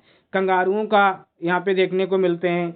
और आपका क्या है, आर्कियोप्टेरिक्स, जो पक्षी और सरीसृप के बीच की कड़ी होती है, उसकी आपको देखने को मिलती है, जो जल और वायु दोनों में रह सकता है, जल में भी रह सकता है, वायु में भी रह सकता है। और क्रेटेशियस, इसमें कछुआ, इनका मतलब उत्पत्ति हुआ। रॉकी पर्वत अमेरिका का, इंडीज पर्वत दक्षिण अमेरिका का, जो कि 7200 मतलब किलोमीटर आपका क्या है, लंबा है। बहुत बड़ा आपका पर्वत है, 7200 किलोमीटर आपका क्या है, ये आपका लंबा आपका क्या है, पर्वत है। तो ये आपका होता है यहाँ पे। और भी देखिए, आपका एक युग आता है सिनोजोइक। सिनोजोइक आपका जो युग है, ये टर्सरी युग है। और इसमें देखिए क्या है, पेलियोसीन, क्या है, पेलियोसीन, जैसे प्राइमेट्स, पेलियोसीन आप जानते हैं ना, पेलियोसीन आपका एक युग है। और इसमें आपका प्राइमेट्स, मानव का आपका विकास होता है, और जिसको हम कपी या बंदर भी कह सकते हैं। कपी और बानर, जो बंदर था उस टाइप का मानव का विकास होता है। और इन्हीं से आपका माना जाता है कि मानव का जो विकास है ना, वो बंदर से हुआ है, कपी से हुआ है। और ये 7 से 6 करोड़ वर्ष पूर्व आपकी बात है। गोरिल्ला है, चिंपैंजी है, औरंगटन है, छछूंदर है, ऐसी चीज़ों का निर्माण यहाँ पे होना स्टार्ट हुआ था। उसके बाद एक ईओसीन आपका आता है। ईओसीन जो कि ट्रांस हिमालय जिसमें बनता है, ट्रांस हिमालय जो हम पढ़ते हैं ना, उसमें भूगोल में ट्रांस हिमालय है, काराकोरम, लद्दाख, जास्कर, पीर पंजाल, हिंदुकुश पर्वतमाला, इनका विकास होता है 6 से 4 करोड़ वर्ष पूर्व। ओलिगोसीन में आपका ग्रेट हिमालय, जो कि 4 से 2.5 करोड़ वर्ष पूर्व आपका इसका निर्माण होता है, ग्रेट हिमालय का, जिसको हम हिमालय कहते हैं। मायोसीन, मिडिल हिमालय, जो कि 2.5 से 110 करोड़ वर्ष मतलब 1.1 करोड़ वर्ष पूर्व आपका क्या है, इसका विकास होता है, मिडिल हिमालय का। प्लायोसीन, जिसको शिवालिक हिमालय, जिसमें निर्माण होता है, और ये आपका 1 करोड़ से 10 लाख वर्ष पूर्व तक इसका निर्माण होता है। और मैं आपको बताता हूँ, मैंने आपको बताया था मानव की उत्पत्ति इसी प्लायोसीन में ही मैंने बोल दिया था, टर्सरी युग के प्लायोसीन में। लेकिन वो हुआ कहाँ पे था, ये देखिए, नियोजोइक आपका क्या है, महाकल्प है, चतुर्थ युग है, यानी कि क्वाटरनी युग है। और प्लिस्टोसीन काल है, 10 लाख से 10,000 वर्ष पूर्व तक ये चलता है। और ये आपका मानव की उत्पत्ति आपको यहीं से देखने को मिलती है। रामापिथेकस पहला मानव आपका कहलाता है, रामापिथेकस का आपका विकास आपको मिलता है। होलिगोसीन एक ही हुआ था इसके बाद में, जो अभी तक निश्चित नहीं है, अभी भी चल रहा है होलिगोसीन, तो इसको भी आप याद रखना। अब ये देखिए मानव की उत्पत्ति किस प्रकार से हुई है। ये देखिए मानव की उत्पत्ति, पहले बताते हैं। देखिए मानव की उत्पत्ति किसी न किसी एक इस तरह से हुई, माना कि जल में आपका, पानी में इस तरह का एक जीव बना, इस तरह का आपका कोई एक जीव बना, फिर उस जीव से थोड़ा विकसित हुआ, फिर ये हुआ, फिर इस तरह का जीव विकसित हुआ, फिर ऐसे विकसित होते होते इस तरह के जीवों का निर्माण होते होते होते होते ऐसे ऐसे होते हुए ये विकसित हो गया, यहाँ से इस तरह से, फिर इस तरह से, फिर आपका इस तरह से आपका मानव का डेवलपमेंट हुआ है। देखिए साइंस तो यही कहती है, आपके धार्मिक ग्रंथ, फलाने ग्रंथ कुछ भी कहते हो, साइंस यही कहती है, और साइंस आपके तथ्यों के आधार पे कहती है, रिसर्च के आधार पे कहती है, और मेरे ख्याल से ऐसा ही हुआ भी होगा, और इसको मान भी लीजिए यही हुआ है। अब देखिए मानव की उत्पत्ति में आप लोगों को मैं बताता हूँ कि देखिए इस तरह से आपका डेवलप होते होते होते होते होते इस तरह से आपका होते चला गया। महान जो वैज्ञानिक है चार्ल्स डार्विन, इन्होंने सबसे पहले इंसान के पूर्वज को खोज निकाला था, और इनके बारे में अभी हम देखते हैं कि इन्होंने क्या कहा है इसके बारे में। देखिए सबसे पहले तो ये इमेज देखिए, क्या वाकई में इंसान बंदर था। तो ये एक मतलब एक ऐसा कथन है जिसको आज के टाइम पे मानना एक इमेजिन लगता है, लेकिन अगर हम देखें कि जिस टाइम पे ये लोग हुआ करते होंगे, तो ये आज जो जीवन है ये भी तो उस जीवन को नहीं मान सकते थे, ये भी तो नहीं मानते होंगे कि उस टाइम पे कि ऐसा भी हो सकता है फ्यूचर में। तो हम भी इसको मानने में थोड़ा हिचकिचा सकते हैं कि ऐसा हुआ रहा होगा। तो फिलहाल तो कुछ भी नहीं कहा जा सकता, लेकिन यहाँ पे देखिए ऐसे होते थे हमारे आदि मानव। ये देखिए यहाँ पे ये खाना बना रहे हैं अपना, ये जानवर को पकड़ के यहाँ पे क्या इसमें घसीट देंगे, ये जानवरों का यहाँ पे शिकार कर रहे हैं। ये इस तरह के आपके होते थे, आपके सब भारत में, आपके जैसे आज के टाइम पे नहीं, हर वक्त आपका इंसान कहाँ पे रहता है, किसी काम की तलाश में। कहीं ना कहीं आप देखिए ना, बड़े बड़े शहरों में जाइए, दिल्ली जैसे, इंसान ऐसा लगेगा कि मतलब रोजी रोटी के लिए कैसा लड़ा मरा जा रहा है। तो मतलब ऐसे ही लोग पहले भी वो अपने शिकार के लिए, अपने खाने के लिए, देखिए सब शिकार की तलाश में, सब खाने की तलाश में आपके ये बैठे हैं। तो ये आपके होते थे। अब ये देखिए चार्ल्स डार्विन, जो अभी मैंने बताया था ना, चार्ल्स डार्विन ने मानव विकास का सिद्धांत दिया है, और इनकी एक पुस्तक है ओरिजिन ऑफ स्पीसीज। क्या पुस्तक है? Origin of species. और इन्होंने ओरिजिन ऑफ स्पीसीज जो इनकी पुस्तक है, इन्होंने ये 1859 में इनकी पुस्तक आई थी, और एक पुस्तक आई थी डिसेंट ऑफ मैन, जो कि 1871 में आई थी। 1871 में इनकी पुस्तक आई डिसेंट ऑफ मैन, जिसमें इन्होंने बताया केवल बानर ही मानव के समीप है, यानी कि बानर ही ऐसा है जिससे ये लगता है कि यहीं से मानव का विकास हुआ है। और इन्होंने बंदर के इंसान बनने की पूरी कहानी को अपनी इन किताबों में बताया है। 24 नवंबर 1859 को जब इनकी पुस्तक आती है the origin of species, publish होती है ना, तो इस किताब में थ्योरी ये दी गई, थ्योरी ऑफ एवोल्यूशन को इन्होंने सामने रखा। इस थ्योरी में बताया गया कि बंदर कैसे इंसान बना है, पूरी तरह से कॉन्सेप्चुअल वे में समझाया गया है। आप इसको चाहें तो पढ़ भी सकते हैं, बहुत अच्छी किताब है। अब देखिए मानव की जो उत्पत्ति है, जब मानव की उत्पत्ति हुई तो उसके बारे में समझते हैं। मानव की उत्पत्ति यानी इवोल्यूशन ऑफ ह्यूमन, मानव की उत्पत्ति क्वाटरनी युग के प्लेस्टोसीन काल में होती है, और मानव का जो विकास है ना, वो प्राइमेट्स या नर बानर से हुआ है। प्राइमेट्स नर बानर से हुआ है, मतलब मेल बानर से हुआ है, और ये स्तनधारियों का समूह है। ये जो प्राइमेट्स था ना, ये नर बानर जो था ना, ये स्तनधारियों का समूह है। स्तनधारी जिसके पास स्तन होते हैं ना, आप जानते हैं ना स्तन क्या होता है, तो वो चीज़। और इसमें कपी, गोरिल्ला, लंगूर, चिंपैंजी, औरंगटन, छछूंदर, ऐसे जानवरों का विकास हुआ था, मतलब ऐसे जीवों का विकास हुआ था। और ये जो कपी है ना, जिसको हम बानर बोलते हैं, यहीं से एक विकसित होकर निकलता है रामापिथेकस, जिसको हम कहते हैं, वो आपका मानव निकलता है, जो कि मतलब आदिमानव भी था। और पहली बार मानव ने, जो कि 2 करोड़ वर्ष, लगभग 2 करोड़ वर्ष पूर्व की बात है, जो कि मानव का विकास हुआ था 2 करोड़ वर्ष पूर्व, रामापिथेकस जैसे मानव का विकास हुआ था। और ये क्या बोलता हूँ मैं, जो कि 3 से 4 फुट का हुआ करता था। कितना? 3 से 4 फुट का हुआ करता था। और इसमें इसकी 2 शाखाएं निकलती हैं। रामापिथेकस जो होता है ना, इसकी 2 शाखाएं, एक तो मैदानी भागों में जाके विकास कर लेती है, एक जंगलों में रह जाती है, जिसको महाकपि कहते हैं। अब ये जो मैदानी भागों में आती है, तो इसी का जो डेवलपमेंट होता है तो वो बन के आता है ऑस्ट्रेलोपिथेकस। और ये जो ऑस्ट्रेलोपिथेकस है, इसकी जो जानकारी है, जैसे कि आदि पूर्वज इसको कहा जाता है। क्या कहा जाता है? आदि पूर्वज। और इसी से मानव विकास में निरंतरता आती है, मतलब यहीं से मानव का सही से विकास होता है। रेमंड डार्ट ने दक्षिण अफ्रीका के ट्रांसवाल प्रांत में इसकी खोज की थी। 1924 में रेमंड डार्ट ने खोज की थी। चूने की खान में एक खोपड़ी उन्होंने क्या है खोजी थी, किसकी? इसी ऑस्ट्रेलोपिथेकस की।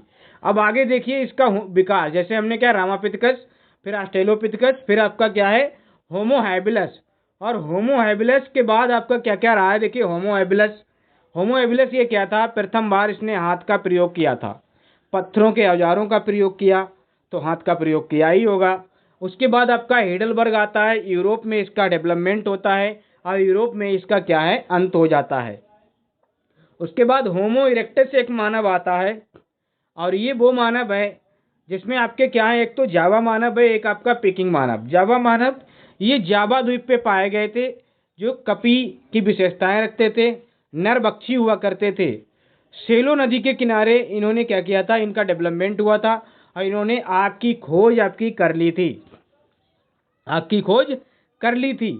और कपी, ये जो पीकिंग मानव है ये आपका ये भी कपी है, और इसके जो है 40 अवशेष आपके मिले हैं। कहाँ पे?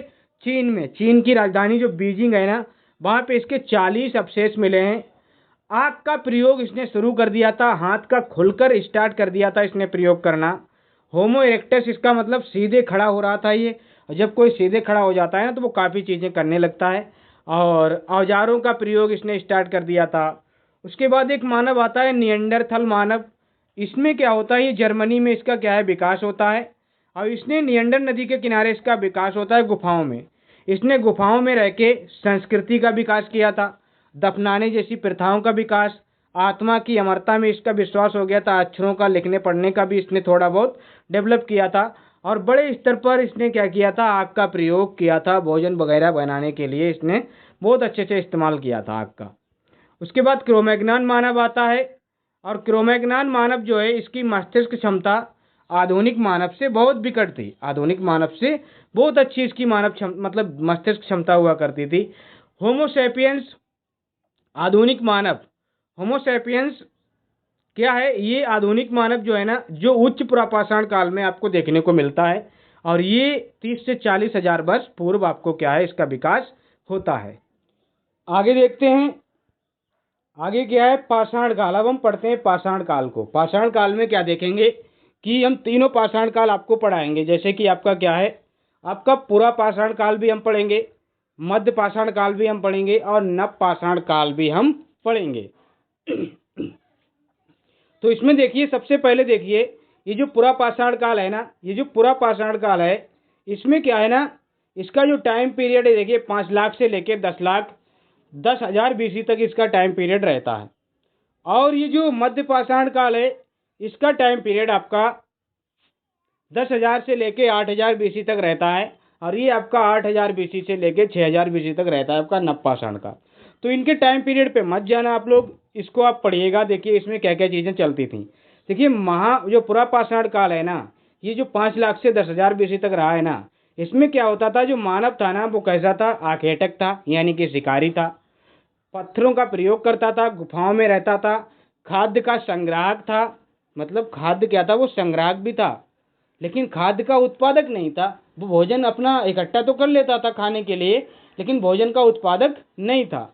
पशुपालन का ज्ञान नहीं था, आग का ज्ञान था किंतु प्रयोग का ज्ञान नहीं था। तो ये भी आपको पता होना चाहिए। अब देखिए हमने पूरा पाषाण काल को देखा। अब पूरा पाषाण काल में देखिए, ये देखिए इमेजेस देखिए आप लोग, ये इमेजेस देखिए, इस तरह से इंसान अपना क्या क्या अपना मतलब क्या था? देखिए ये खाने पीने के लिए शिकार वगैरह तो करता था, और भोजन को कंदमूल बहुत सारी चीज़ें, जंगली फल आपके इकट्ठे भी कर लेता था, लेकिन उत्पादक नहीं था, मतलब पशुपालन का भी ज्ञान नहीं था।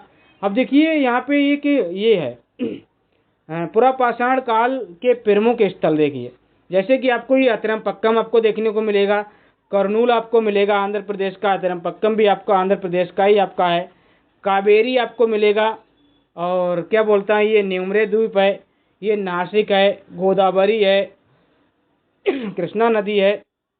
ये आपका एक मैप है जो मैंने यहाँ पे लगा दिया है। अब यहाँ पे देखिए आप लोग, यहाँ देखिए पुरापाषाण काल में आपकी कुछ संस्कृतियाँ चलती थी। उस टाइम पे कुछ संस्कृतियाँ निकल के आई थी, जैसे एक आपकी कोर संस्कृति आई थी, एक फलक संस्कृति आई थी और एक आपकी ब्लेड संस्कृति आई थी। इनसे क्वेश्चन बनते हैं, क्या बनते हैं, जैसे चापिंग है, चापर, चापिंग, बिदारणी, ये हथियार उस टाइम पे चला करते थे। ये हथियार आपके चलते थे इस तरह के, जैसे चापर आपका इस तरह का हथियार होता था और चापिंग आपका इस तरह से, देखिए ये इस तरह का था और ये इस तरह का दोनों तरफ से आपका था, और बिदारणी आपका इस तरह का था। और ये जो थे ना, ये जो हथियार थे ये क्वार्ट जाइट पत्थर के हुआ करते थे। और ये औजार मिर्जापुर मध्य प्रदेश से आपको देखने को मिलते हैं, वहाँ से इनके साक्ष्य मिलते हैं। भीमबेटका की गुफाएं, वहाँ से भी इनकी जानकारी मिलती है, जो कि नर्मदा नदी घाटी में आपको देखने को मिलेंगी, एमपी में, मध्य प्रदेश में।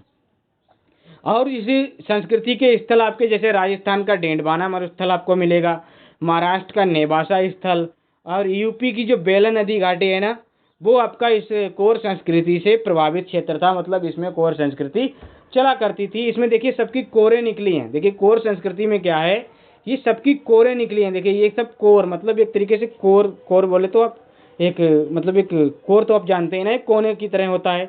और ये देखिए फलक संस्कृति, फलक संस्कृति में जो औजार थे वो आपके खुरचनी, बेदनी, तक्षणी, लेकिन ये भी यहाँ पे चल रहे थे और ये नए आपके औजार आ गए थे। इसमें जो पत्थर था क्वार्टजाइट था, फ्लिंट था, जेस्पर था, ये पत्थर यूज होते थे। और मानव विकास, मानव की खोपड़ी यहाँ से देखने को मिली है। मानव की खोपड़ी का एक यहाँ पे साक्ष्य मिला है हथनौरा से, हथनौरा जो कि एमपी में है। स्थल आपके यहाँ पे भी नेवासा है, चिरकी है, हथनौरा, ये देखने को मिलते हैं।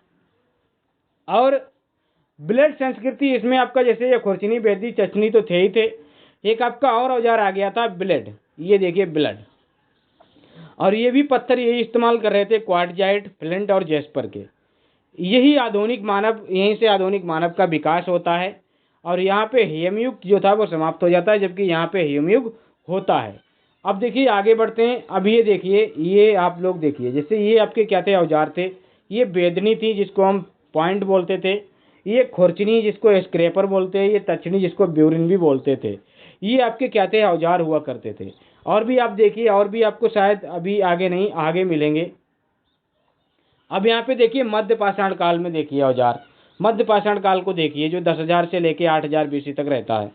यहाँ पे क्या हुआ था, पशुपालन की शुरुआत हो चुकी थी। देखिए मैं जो यहाँ पे लाया हूँ ना, एकदम पॉइंट टू पॉइंट लेके आया हूँ, बहुत ज़्यादा खिचड़ी नहीं है इसमें। पशुपालन की शुरुआत हो चुकी थी। जैसे कि पशुपालन आपका कहाँ पे था, प्रथम साक्ष्य आपको बागोर राजस्थान से आपको देखने को मिलेंगे। और भीलवाड़ा एक क्षेत्र है, भीलवाड़ा शायद जिला है, ये कुछ है, मतलब एक क्षेत्र है, वहाँ से आपको देखने को मिलेगा पशुपालन की शुरुआत। आदमगढ़ एमपी से भी आपको पशुपालन की शुरुआत देखने को मिलती है। होशंगाबाद जिला है एमपी में। आग का प्रयोग मध्य पाषाण काल में होने लगा था, हालांकि पूरा पाषाण काल से ही होने लगा था, लेकिन मध्य पाषाण काल में आपका आग का प्रयोग माना जाता है। और प्रतापगढ़ यूपी का एक आपका जिला है, वहाँ से 3 स्थल मिले हैं, जैसे कि सराय नहर, मादाहा, दमदमा, ये आपके यूपी के स्थल हैं। और सराय नहर प्राचीनतम स्थल है, जहाँ से 37 नरकंकाल आपको मिले हैं, 37 नरकंकाल। एक अंडाकार कब्र मिली है। 4 आपके मानव ऐसे मिले हैं, सामूहिक नरकंकाल, सामूहिक नरसंहार जिनका हुआ हो, 4 आपकी ऐसी कब्रें आपको देखने को मिली हैं। मादाहा एक ऐसा क्षेत्र है जहाँ, जो कि दूसरा प्राचीनतम स्थल है। यहाँ पे युगल समाधान मिला है, मतलब मैन और वुमेन को एक साथ दफनाया गया है। इसका मतलब ये है कि या तो यहाँ पे भी नरसंहार हुआ होगा, या फिर सती प्रथा का कुछ ऐसा कुछ रहा होगा, सती प्रथा वाला सिस्टम। और हड्डी के उपकरण यहाँ पे देखने को मिले हैं। आभूषण के तौर पे मृग छल्ले, हिरन के सींग के बनाए गए छल्ले आपको पहनने को यहाँ पे देखने को मिले हैं। दमदमा एक स्थान है, 41 नरकंकाल, एक कब्र में 3 आपके मानव दफन मिले हैं, सामूहिक नरसंहार की जानकारी देते हैं। 5 कब्रों में मैन प्लस वुमेन यानी कि युगल समाधान। 35 कब्रों में एक एक व्यक्ति को दफनाया गया है। तो जहाँ पे युगल समाधान है ना, वहाँ पे या तो सती प्रथा रही होगी या फिर नरसंहार जैसी स्थिति रही होगी। ठीक है। अब देखिए राजस्थान, राजस्थान जो सांबर क्षेत्र है ना, वहाँ से प्राचीनतम वनस्पति के साक्ष्य मिले हैं। कैसे वनस्पति, वनस्पति के साक्ष्य आपको कहाँ से मिलेंगे? राजस्थान के सांबर से। और गुजरात का एक स्थल है, गुजरात में आपके क्या है? 14 नरकंकाल मिले हैं। सूक्ष्म उपकरण भी यहाँ से मिले हैं। 8 गर्त चूल्हे मिले हैं, गड्ढे जैसे आपके घर होते हैं, जैसे आज के टाइम पे बेसमेंट होता है ना, जमीन के नीचे घर, तो ऐसे गड्ढे बना के लोग घर में घर बना लेते थे। और वहाँ पे 8 गर्त चूल्हे मिले हैं, 8 चूल्हे गड्ढों में मिले हैं। तो उस टाइम के आपके उस टाइप के हुआ करते थे। ये आपका मध्य पाषाण काल का है। और मध्य पाषाण काल के देखिए ये स्थल, जैसे मैंने अभी आपको बताया था ना, यूपी के स्थल, यूपी के आपके क्या है स्थल, ये आपके यूपी के स्थल, जैसे सराय नहर, मादा, दमदमा। ये आपका लेखैया भी है, आपका मोराना है, बगली खोर है। भागलपुर आपका बिहार का है। बिरभानपुर आपका कहाँ का है? बिरभानपुर आपका कहाँ का है? ये वैसे तो नवपाषाण कालीन आपका क्या है? आपका एक स्थल रहता है, लेकिन ये मेसोलिथिक में भी आपको देखने को मिलता है। और ये बंगाल का स्थल है। पलामू आपका कहाँ का है? पलामू आपका शायद उड़ीसा का आपका स्थल है। नागा अर्जुनी कोंडा आपका आंध्र प्रदेश का है। गिदलूर आपका आंध्र प्रदेश का है। तिरुमलपेरी आपका कहाँ का है? तमिलनाडु का है। और ये भी आपका रेनीगोटा आपका कहाँ का है? आंध्र प्रदेश का। संगलकल्लू आपका है कर्नाटक का। आदमगढ़ मध्य प्रदेश। लंगनाज गुजरात। बागर राजस्थान। सांबर झील राजस्थान। और मेजा, कचराना, चौपानी, मांडो, मेजा, कचराना, चौपानी, मांडो, ये सब आपके यूपी के आपके स्थल हैं। तो ये आप मैप से भी याद रख सकते हैं। अब यहाँ पे आइए आप लोग, कहाँ पे क्या बोलता हूँ, नवपाषाण काल। नवपाषाण काल में देखिए, नवपाषाण काल जो कि 8000 से लेके 6000 बीसी तक रहा है। इसमें जो आपको देखने को मिलेगा, इसको एक क्रांति के तौर पे बोला गया है। जैसे कि नवपाषाण जो आपका शब्द है ना, इसको जॉन लुसबाक ने इसको नाम दिया था नवपाषाण काल। और जो नवपाषाण क्रांति है, इसको गार्डन चाइल्ड ने बोला था कि ये नवपाषाण काल नहीं है, नवपाषाण क्रांति है। और उपकरणों की खोज आपकी एक तो उत्तर भारत में ली मेन सोयर ने, और दक्षिण भारत में नेवेलियन फ्रेजर ने खोज की थी। ठीक है भाई। अब देखिए, इसको पाषाणकालीन क्रांति क्यों कहा गया, नवपाषाण क्रांति क्यों कहा गया? क्योंकि यहाँ पे कृषि की शुरुआत हुई थी, स्थायी जीवन और गांव का विकास हुआ था, मृत भांडों का विकास। मृत भांडों में भी देखिए, यहाँ पे देखिए कृषि में देखिए क्या है, कृषि में आपको देखिए मेहरगढ़ से आपको इसके साक्ष्य आपको देखने को मिलते हैं। कृषि के साक्ष्य आपको कहाँ से मिलते हैं? मेहरगढ़ से। गेहूं और जौ। स्थायी जीवन बोले तो पहली बार कच्ची ईंटों के आयताकार घर, गांव का विकास, मृदभांड बर्तन, हाथ और चाक से निर्मित बर्तन, हाथों से भी, और जो चाक से बनाए जाते थे बर्तन वो भी। पशुपालन व्यापक स्तर पे, पहला पालतू पशु कुत्ता था। पालिशदार चकमक उद्योग, यानी कि पालिशदार तथा चमकदार औजार बनाए गए थे। हड्डी के उपकरण यहाँ पे व्यापक स्तर पे आपको देखने को मिलते हैं। तो ये आपको सारी चीजें आपको यहाँ से मिलती हैं। अब देखिए, नवपाषाण कालीन कुछ स्थल हैं, उनको समझ लीजिए। देखिए, जम्मू कश्मीर में जो बुर्जहोम और गुफकराल है ना, ये जम्मू कश्मीर के बहुत अच्छे स्थल हैं। यहाँ से क्वेश्चन बनता है। और पिछली क्लास में जो मैंने पढ़ाया था, मैंने पहले जो इतिहास पढ़ाया था, उसमें यहाँ पे मैंने राजस्थान लिख गया था गलती से, और मैंने पढ़ा भी दिया था। तो उसको आप अपडेट कर लीजिएगा और अपडेट अपनी जानकारी को रखिएगा। यहाँ पे बुर्जहोम में झीलों के किनारे निवास लोग करते थे, ये जानकारी मिलती है। मानव के साथ कुत्ता दफनाने के बाद रिवाज था यहाँ पे बुर्जहोम में। और जो गुफकराल है, इसको कुमार की गुफा कहा गया है। क्या है? कुमार की गुफा। यहाँ पे गर्ताबास, हड्डी के उपकरण, ये सारी चीजें आपको मिलती हैं। उत्तर प्रदेश में आपको कोल्डीवा प्रयागराज में, जहाँ से आपको धान के साक्ष्य आपको मिलते हैं, और प्राचीनतम धान के साक्ष्य आपको मिलते हैं। चावल की आपको खेती मिलती है। और एक स्थल निकल के आया है, लहुरा देव करके एक स्थल है, जो कि वो भी जहाँ से आपको क्या है, प्राचीनतम आपके क्या है आपके साक्ष्य आपको मिलते हैं, शायद चावल के, या मुझे याद नहीं आ रहा है, जहाँ पे आपको क्या है, गेहूं या इसके साक्ष्य आपको मिलते हैं। लेकिन एक लहुरादेव क्षेत्र है जहाँ से इस चीज़ों के बारे में जानकारी मिलती है। चौपानी, मांडो, प्राचीनतम मृदभांड यहाँ से मिलते हैं, बर्तन वगैरह इनकी जानकारी मिलती है। महगारा, प्राचीनतम गौशाला मिलती है। धान और जौ, गोलाकार झोपड़ी, ये सारी चीज़ें मिलती हैं। पाकिस्तान में एक स्थल है, एक या दो हैं, आपका मेहरगढ़ और बलूचिस्तान। प्राचीनतम भैंस पालन, गेहूं और जौ के साक्ष्य आपको यहीं से मिलते हैं, मेहरगढ़ से। और बलूचिस्तान को रोटी की टोकरी भी कहा गया है। अब यहाँ पे देखिए, जो आपका नवपाषाण काल है, इसमें क्या क्या हुआ था। पहिए का आविष्कार, तांबे की खोज, क्योंकि इसके बाद आपका एक और काल आता है ताम्रपाषाण काल, वो भी आपका आता है। कृषि आपका यहाँ पे कृषि पहला जो औजार आया था कृषि के लिए कुदाल था। पृथ्वी की पूजा होने लगी थी। हड्डियों के बने हथियार जो कि बिहार से आपको मिलेंगे आपको देखने को। और कृषि मेहरगढ़ से आग का व्यापक स्तर पे प्रयोग आपका यहीं से होने लगा था। तो ये सारे औजार आपको मिलते हैं। और ये आप देखिए यहाँ पे कुछ साइट हैं आपकी नवपाषाण कालीन साइट आपको देखने को मिलती हैं। देखिए बुर्ज आपका कहाँ पे, ये आपका कहाँ पे जम्मू कश्मीर में है। कोल्डियाबा, महगाड़ा, पंचोह ये आपको देखिए ये उत्तर प्रदेश में। ये चिरांद आपका कहाँ पे, बिहार में है। और ये आपका क्या है, पांडू राजा दरबी आपका कहाँ पे, बंगाल में है। उतनूर आपका आंध्र प्रदेश में। नागार्जुनी कोंडा आपका कहाँ पे, वहीं पे है। कोनेक्कल आपका भी आपका आंध्र प्रदेश में है। पायमपल्ली तमिलनाडु में। ये सारे आपके मास्की, ब्रह्मगिरी, संगनकल्लू, हलनूर और आपका पिकली हल, ये सारे आपके कर्नाटक के आपके क्षेत्र हैं। तो ये आप याद रखना। अब ये सारा हमने आज की क्लास में पढ़ा। शायद आज की क्लास इतनी ही है। देख लेते हैं। हाँ, आज की क्लास आपकी क्या है, इतनी ही है। आज की क्लास में हमने जो पढ़ा पूरा का पूरा हमने प्राचीन का है, प्राचीन पढ़ लिया। प्राचीन बोले तो हमने पाषाण काल, सोर्स पढ़ लिए। और हमने क्या पढ़ा, पृथ्वी की उत्पत्ति, मानव की उत्पत्ति, ये सारी चीज़ें पढ़ी। अगली क्लास में हम इसके आगे का टॉपिक स्टार्ट करेंगे, जैसे कि हड़प्पा सभ्यता। कंप्लीट एक ही क्लास में पढ़ लेंगे। एक क्लास में एक टॉपिक हम कंप्लीट कर लेंगे तो सारे टॉपिक हमारे हो जाएंगे, बहुत अच्छे से हो जाएंगे। तो फिर दोस्तों मिलते हैं नेक्स्ट क्लास में। तब तक के लिए धन्यवाद।